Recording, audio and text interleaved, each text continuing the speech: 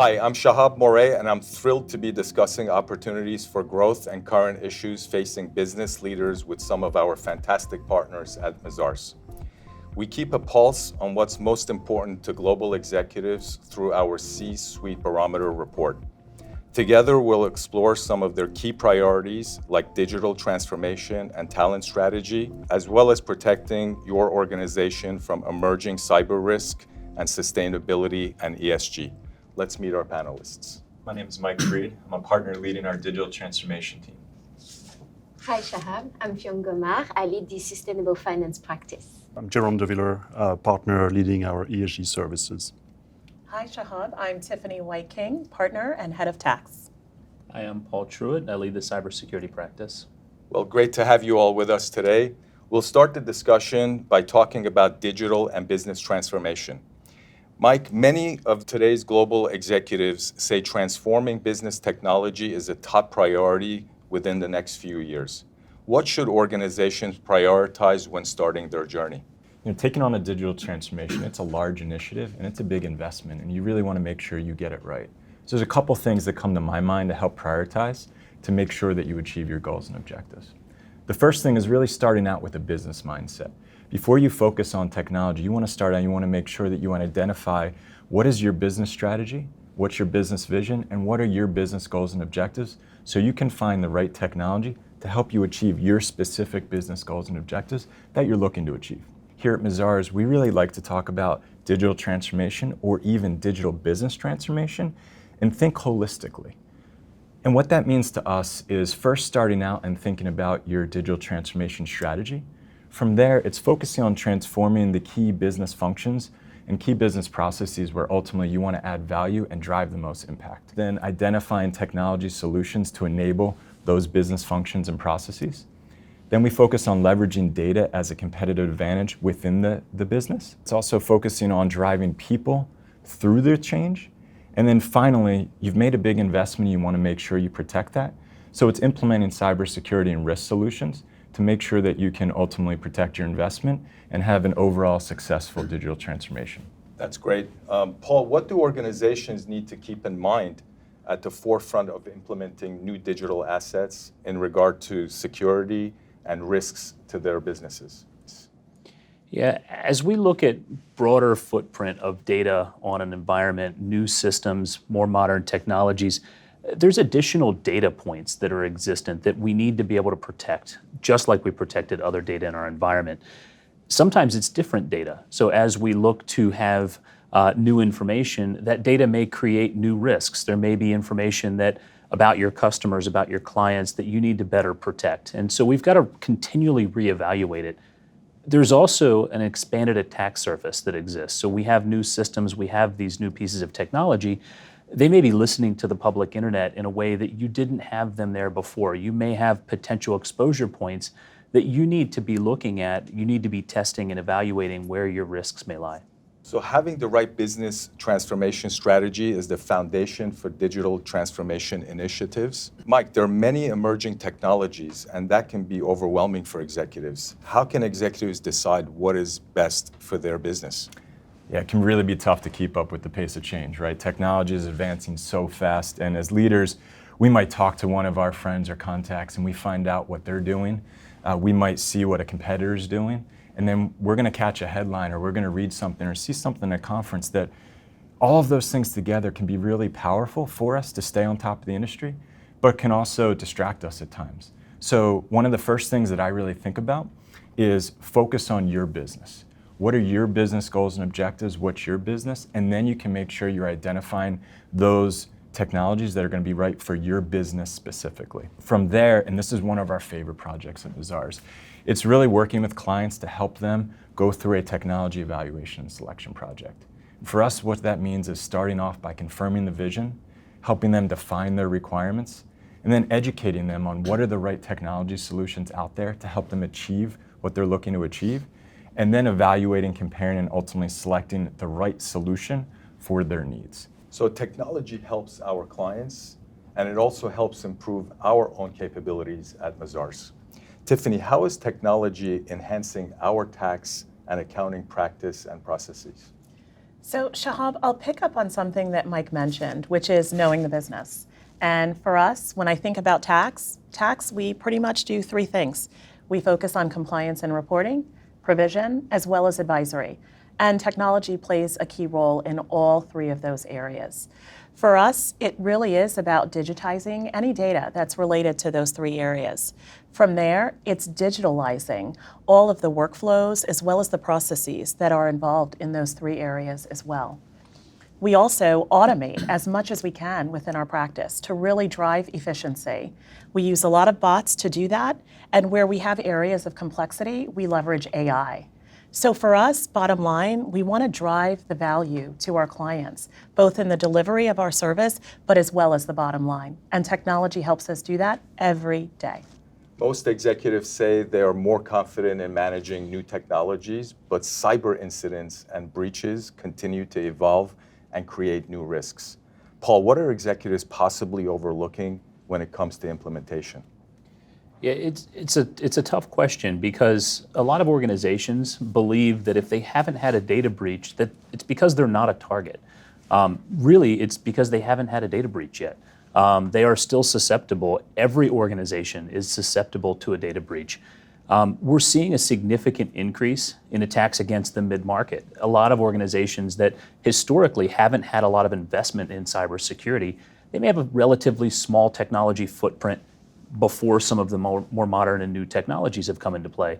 They now have a much larger technology footprint, and they don't realize the potential impact. We talked a little bit earlier about the expanded attack surface. Well, a lot of organizations are experiencing that problem and really haven't acknowledged it.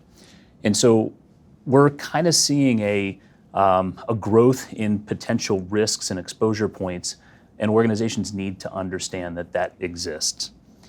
I worked once with a client that told me that they're not the Department of Defense. Why would they need to make these large investments in cybersecurity? We stepped back from that, and I said, let's talk a little bit about what sensitive data you do have inside of your environment. Within about 5 minutes of conversation, we came to realize they were a large retail organization that had a lot of turnover that occurred. Because of that turnover, they had 1.5 million unique employee records within their HR system. We did some math on that to figure out what their actual potential risk of loss would be, and it was enormous, much larger than they realized. And so if they had a breach, it would have created a huge problem.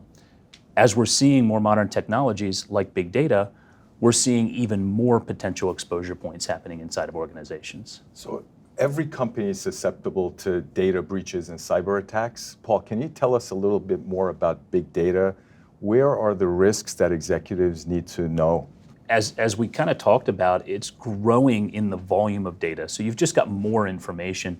And a lot of times you have new information. So organizations, we talked a little bit ago about a retail organization that I talked to. In that retail organization, the big data impact to them is they now have a lot of customer data that they never had before. So they're trying to do analytics around how customers are moving around in their environment, buying different products, what causes different behavioral changes, changing a digital sign inside of a store, how does that impact things? And that really changes the footprint of what data they have and how much they need to protect it and potentially their point of exposure. Mike, how does Mazars help clients leverage data as a competitive advantage? It's an interesting question because when you start talking about data, what's the first thing? You start jumping into technology conversation. And you might think about dashboards or reports or things like that.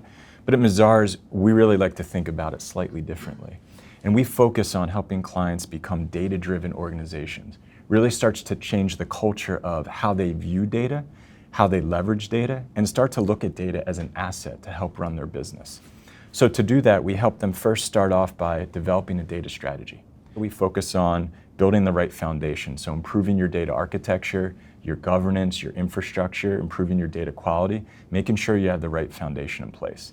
Once we've done that, now we can get to the fun stuff that everyone always wants to talk about. So we can start to visualize our business with dashboards and reports. We can use artificial intelligence and machine learning to automate processes and optimize our business. We can deliver personalized customer experiences and products and messages to our clients. We can use predictive analytics, and ultimately we can leverage data to figure out what's the next innovation for us and what's our next growth opportunity, and we can do it with confidence. And that really is what becoming a data-driven organization is all about, is changing the culture of how we look at data and how we leverage data and make sure it's aligned with our overarching business goals and objectives. Jerome, as companies think about technology and data, what should they focus on when getting started on their ESG strategy? Data is critical to everything ESG. You want to think about this as companies need to build an entire new system, just like the one they've built for financial reporting. They need to build for non-financial data. So, it starts from being able to collect that information. There's a lot of systems involved. There's a lot of reporting standards, controls that you need to put into place.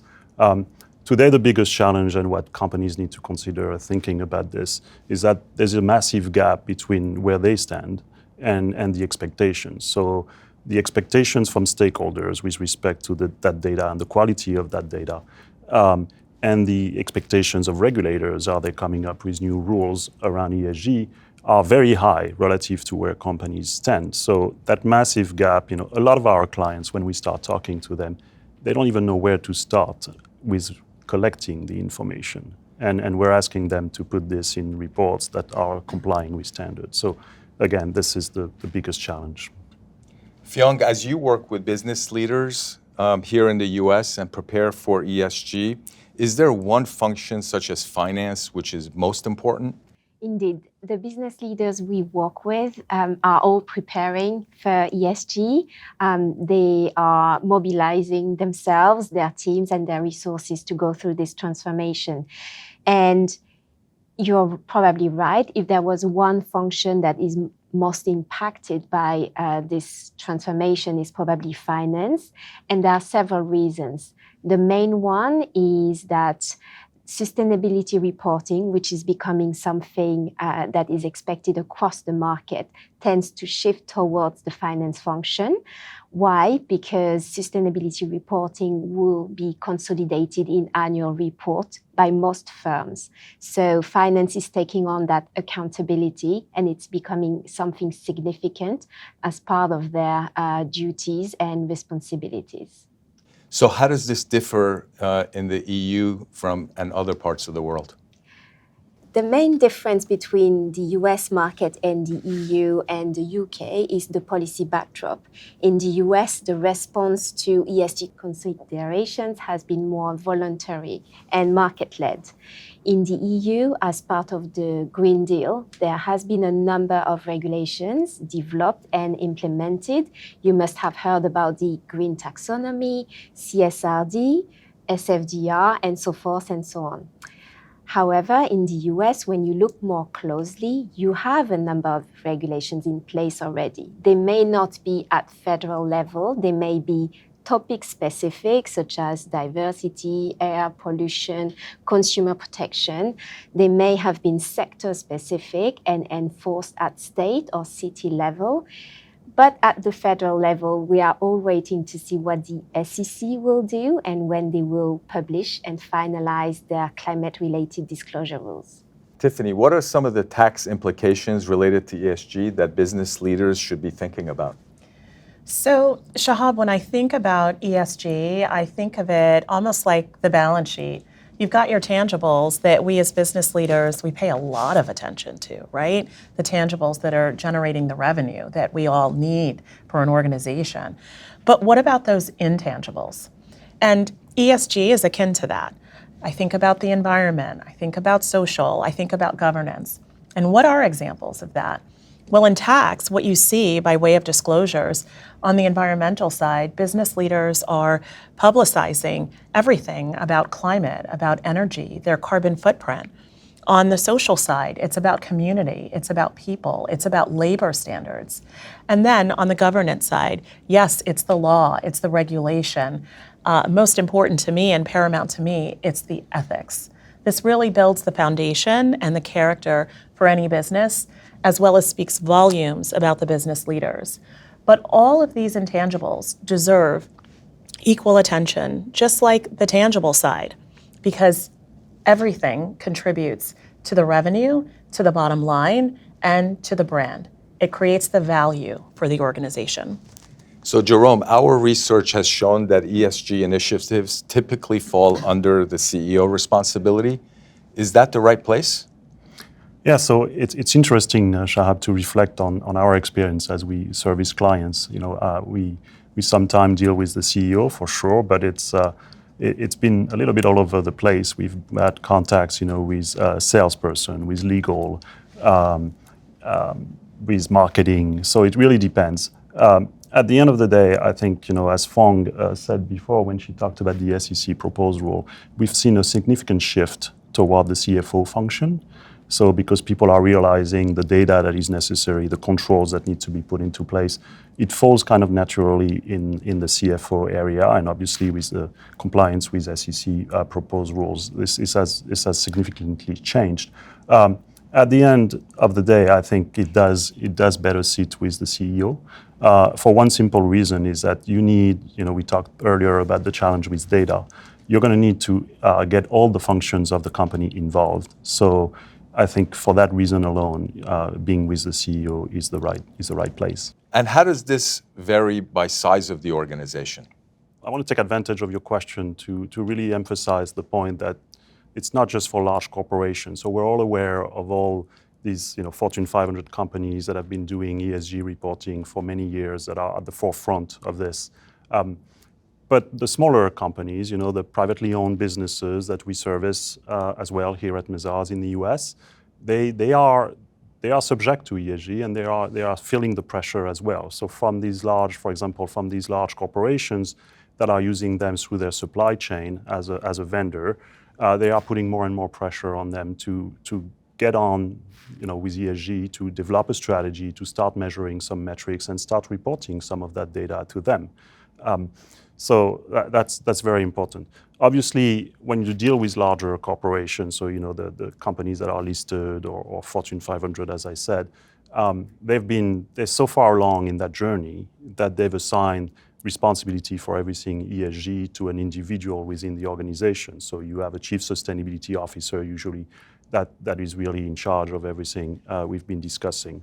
For the smaller organization, the privately owned businesses, obviously you don't have a chief sustainability officer, and they would usually put that burden on the CEO, and the CEO would see the value of doing this and would take charge on the topic. So one major challenge our clients face is the ability to find and keep exceptional talent. Can each of you share your thoughts on recruiting, developing, and retaining the right people? So when it comes to recruitment and retention of people, this is something, Shahab, I'm really passionate about. And I think about 4 things. The first for me is culture. People want to wake up and come to work every day within a culture that they truly enjoy and a culture that they truly believe in. And it's the people that really create the culture. Second, for me, it's ownership. It's ownership and pride in the work that we do. Not all the time do you just want to come to work and just do a task. You want to really feel like you own it. You're the person in charge of this, right? Next for me is the strength that a company has from diversity, their strength in diversity. And we believe in that here at Mazars. And diversity, it's not just black and white. Diversity is so much more. It's geographical, it's thinking styles, it's personality styles, it's bringing those varied perspectives, not only to the office, to work, but also to our clients, because that's what's going to really generate the solutioning, the best solutioning for our clients. I always say when we look at our teams, diversity in teams is best. There's no I in team, but there's a me in team, and we're all individuals, right? And that's what really, truly makes a good, solid team. And last but not least, it's the inclusion component. We have to feel included wherever we are, whether it's on our teams or within an organization. And that's why I'm proud to be here as a partner at Mazars, because we live all 4 of those areas. More and more professionals want to work for companies that have a purpose. And when we talk about purpose, we think a lot about sustainability. And younger professionals in particular are passionate about the concept and the discipline of sustainability. They want to go work for companies that commit that own their carbon emissions, their environmental impact, that positively contribute to the communities they operate within, and that ethically source supplies, goods, services, and so forth and so on. So today, the sustainability topic is becoming a pillar, a baseline for human capital management. A firm that is committed would appear as a compelling employer on the market. The other thing I would add is that individuals want to contribute personally, and many professionals are now looking for their job description to be enhanced and have objectives and activities in there that are sustainability related. They want to contribute to the sustainability strategy of their company, and they want to, more broadly contribute to the transition that we are all in at the moment. So I love what I've heard so far, and I'm really just going to build off of culture and purpose and contribution, because I think that's such an excellent foundation, and I believe it's so important for companies to get it right. And you can really see the companies that do get it right do such a great job with attracting, developing, and retaining talent. From a technology perspective, looking at technology resources, as we all know, technology is changing so fast. It is really hard to find the right resources with the right skills. And really, at the end of the day, demand is outpacing supply when it comes to technology resources. So there's a few different things that leaders can think about. The first thing is to start to look at non-traditional pools of talent. So you can partner with universities or tech schools. You can look at online platforms to find talent. And then one of the things that we're doing here at Mazars in our digital transformation team is using technology to help us improve our collaboration and allow us to build geographically diverse teams that allows us to find the right resources with the right skills and no longer focus on the location where they're at. Building on there, it's not just about looking externally and recruiting the right resources, it's really looking internally too, because we have so many great resources embedded within our organizations.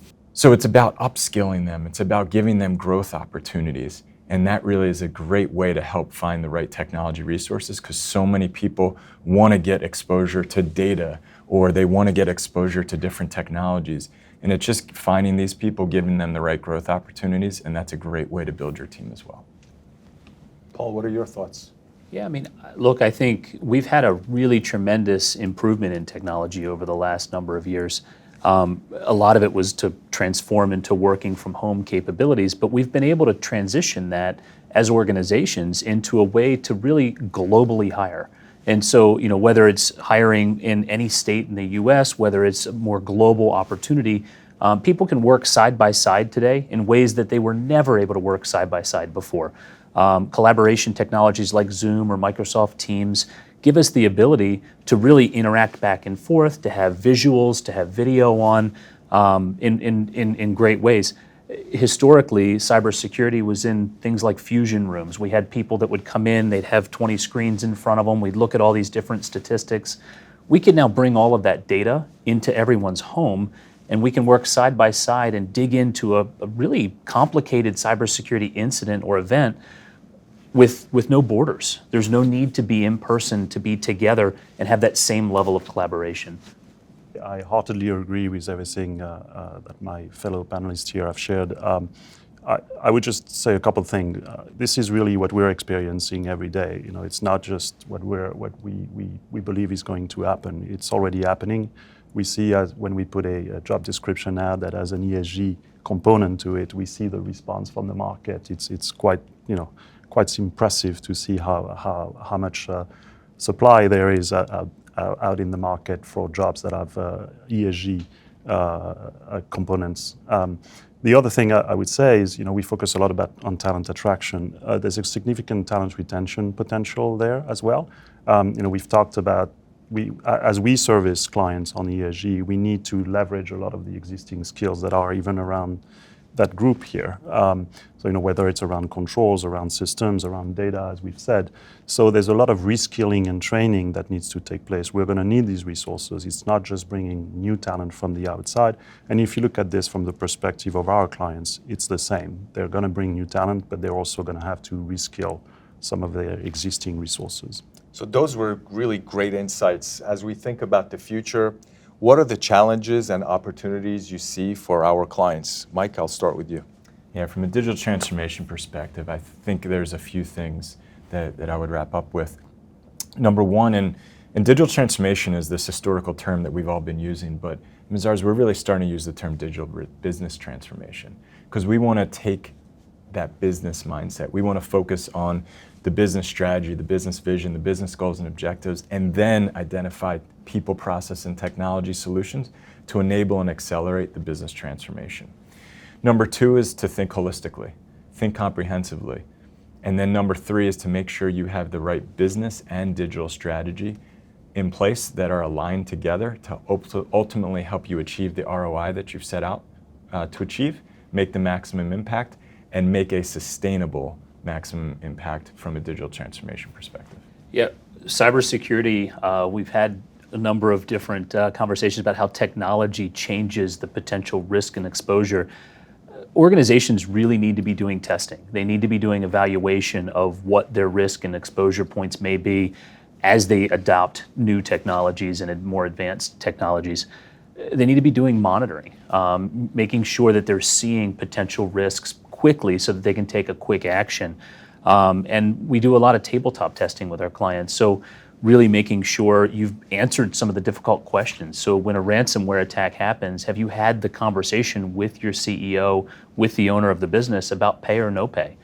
Those are important decisions to have tested and have made in advance, especially as there's a larger footprint of potential exposure. So in general, my feedback would be just being more prepared to be able to take quick action. There's no way to get ahead of the attacker, but you can be quick to respond. I'd say that sustainability is a broad church, and most of the companies we work with, our clients, see it as a challenge in terms of where do I start? What do I look at?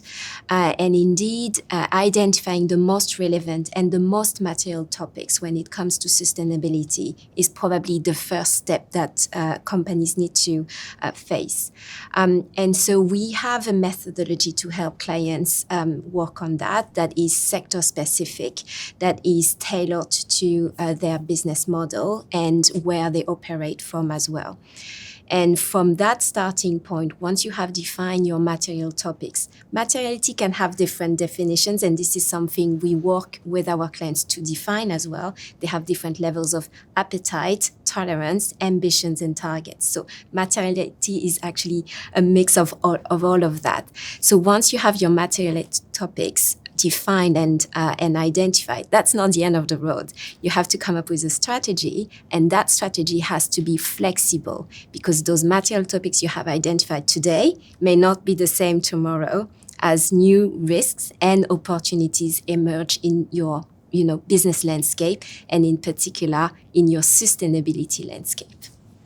Shab, I want to focus on growth here. A lot of people are going to embrace ESG either because they want to do the right thing, and I think we've talked about this, because they want to comply with some emerging or existing regulation.